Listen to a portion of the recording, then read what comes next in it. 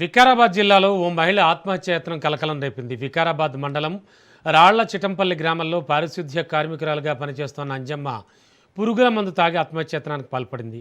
గ్రామ సర్పంచ్ తండ్రి తనను దుర్భాషలాడుతూ అవమానించారన్న ఆవేదనతోనే ఈ అఘాయిత్యానికి పాల్పడ్డట్టు సమాచారం.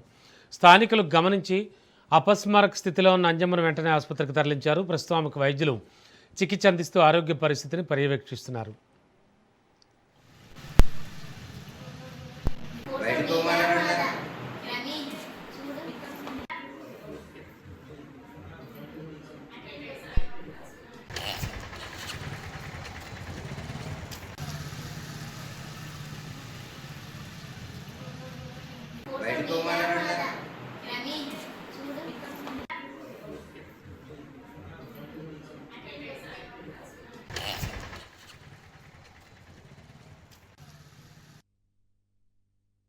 గ్రామ పంచాయతీలో పనిచేస్తే నిన్న పొద్దులో వచ్చినాము. మందు డబ్బులు తెచ్చేలే వాళ్ళ ఇంట్లో పెట్టుకుంటారు తీసుకొని. ఎవరి ఇంట్లో? సర్పంచ్ వాళ్ళ ఇంట్లో పెట్టుకుంటే వాళ్ళ నాయన నిన్న శనికాయ కొట్టుకుని కోతున్నాము. మాతో కాలేదని కొట్టుకుంటూ పోయిండు. ఎవరు? సర్పంచ్ వాళ్ళ డాడీ.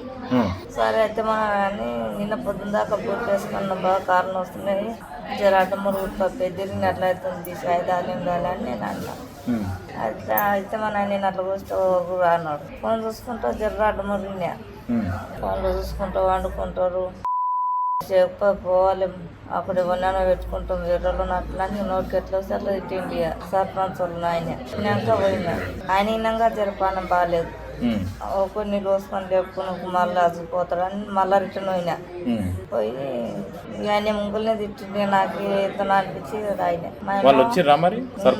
వచ్చిండ్రు, డీలర్ వచ్చిండు, సర్పంచ్ దోస్తులు వచ్చి 15 మంది లేక 2-3 సార్లు అన్నారు.